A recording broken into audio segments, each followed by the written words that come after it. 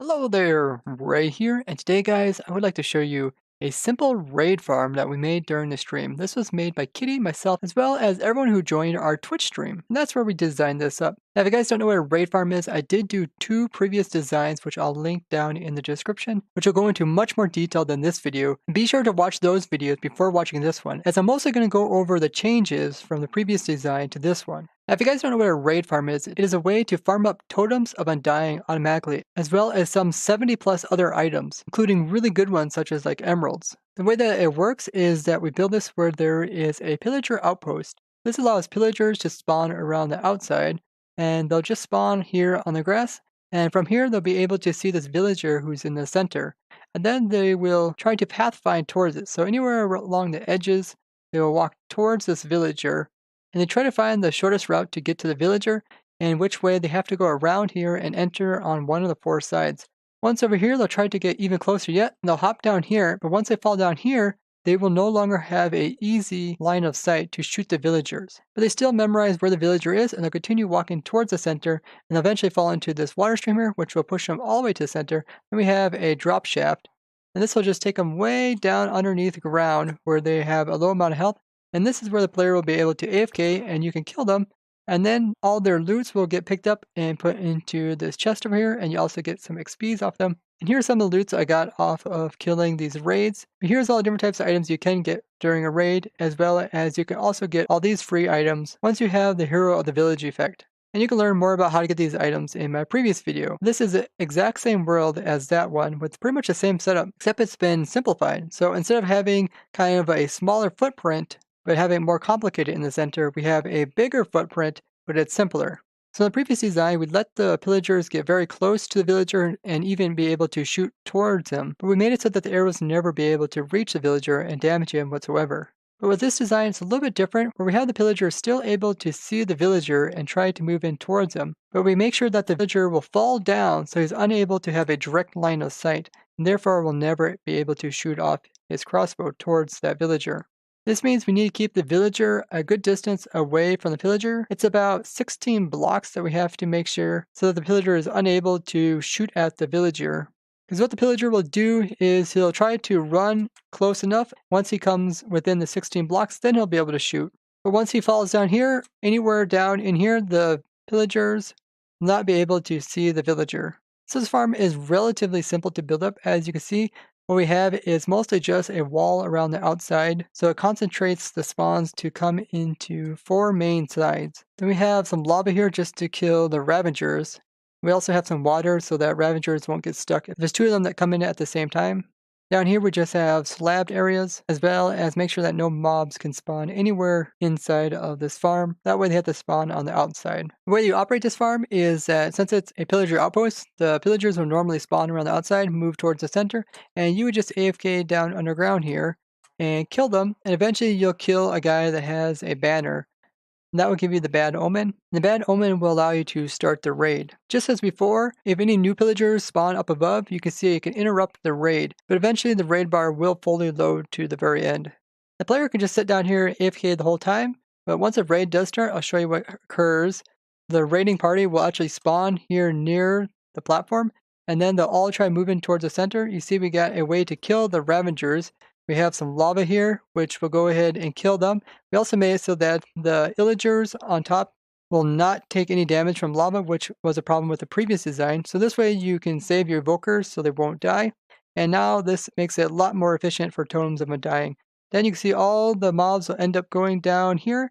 And this is where you'll be killing them. So you can kill those witches, the pillagers, the vindicators, and even the evokers and get those lovely totems of undying. The witches are the ones that are dropping the healing potions. Now, when the Ravagers die, they will drop saddles, which will fall down right over here. If you want to, you can go ahead and put some hoppers underneath these slabs, and then the hoppers will pick up any saddles, and you can just collect them into a chest or wherever you want them. That's optional. But after a while, you'll get so many saddles you probably don't want anymore.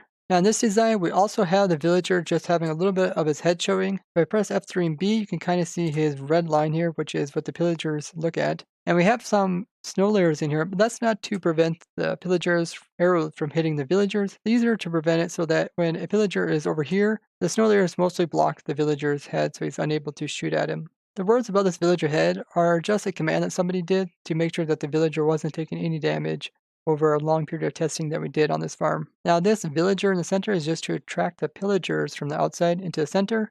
To actually get a raid started, you need to have a village, which at a minimum consists of a villager plus a bed. So actually halfway down this drop shaft here, we have a villager and a bed right here, and that's considered a village. And this is the village that the pillagers are trying to go after. Even though it's underground, they will try to still go towards the center. So stuff like witches, which aren't trying to attack the villager, will still walk towards the center and try to walk as close to the center of the village as possible, which will fall into this water stream and then be swept down into the drop shaft. Now this wall allows it so that the pillagers can see over top of it, even if there is like a Ravager that is spawned in. You see his red line is also high enough so he can see through here. We also have some blocks on the side so he doesn't go on top of this water and try to hop over. As well on this side, we also have some blocks to prevent him constantly from moving upwards in the lava so he doesn't go completely through it. And we also have some iron bars here to kind of align him so that he'll be close enough towards the center to get burned by the lava. And if there's two Ravagers in here, they can both come to the middle and bump each other, but they'll eventually push through and make it towards the center. And that's where we have these water streams. And it's just a water source that's falling down into a hole. Same thing for over here. We found that to be the most reliable system for getting the Ravagers in there, especially if there's two of them, which can happen. Notice how the Evoker, even though he's on top of the Ravager, he is not trying to attack the villager over there. He's not doing any of his summoning spells or anything like that. And of course, once he falls down here, he is unable to see the villager, and therefore he also won't attack him. Now, if you just summon in like Evoker like this, then he won't be attracted to the center of the village. But ones that come from raids are attracted to the center, and therefore they'll automatically walk towards there. Now, the Ravager thinks that they can pathfind down through this hole here and get closer to the villager. And that's why he's trying to walk over here, because normally they wouldn't try to walk over here, but this hole here actually allows them to fall down there. The problem is the lava actually causes him to move upwards, and therefore he's never able to actually go down there. And by moving the lava into this location, we're also able to save the saddles that come from the Ravager. And it's far enough away that the pillagers, evokers, witches, and vindicators don't take any damage from it. Now you can build this out of whatever materials you want. Most important thing is to have this wall around here. This little trim edge here is just for aesthetics. You can have banners or signs, it doesn't matter. It doesn't have to be these pretty banners. And for the center here, we just have snow layers that work pretty good. You can put another block that is a similar height. Now if you're afraid your villager is going to get struck by lightning, you can go up 10 blocks and put in a 3x3 area of glass so that lightning is unable to strike them. And if like lightning strikes over here, it shouldn't affect the villager. It's not going to convert over into a witch. The design is very simple and definitely a go-to design if you're going to build up a raid farm, as it's a lot easier to build up than the previous design with all the different boats. And the only downside is you have less spawning area for the pillagers, but you still get some really good pillager spawns, especially if you light up the caves underneath, and that way it concentrates the spawns on top of the surface. Now, if you wanted to, you can separate this into two different parts. So you can have like a pillager killing system and then go to a different location to have your raid farm occur. I just stuck the pillager farm as well as the raid farm both into one.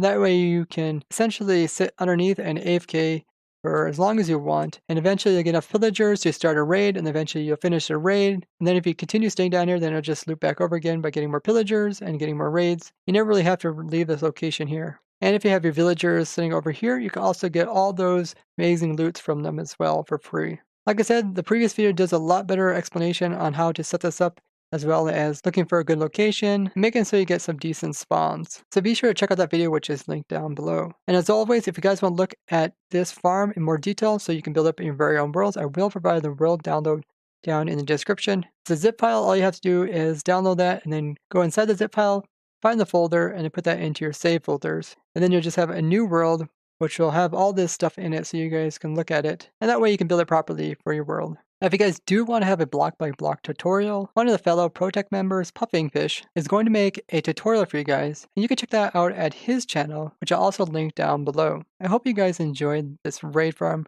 where you can get over 70 different types of items, and it's actually relatively simple to build up. Big thanks to Kitty for helping design this, as well as everyone who came on the stream and built this up and made it also look aesthetically pleasing. And if you guys like to join our Twitch streams where we open up a server to the viewers, there's more information down below. If you guys did enjoy this farm, be sure to leave a like as well as share this with someone else that might enjoy it as well. And if you guys haven't already, be sure to go ahead and subscribe. That way you guys get informed of any new farms that come out. And I'd like to thank all you guys for watching. I really enjoy building these farms for you guys. Bye bye.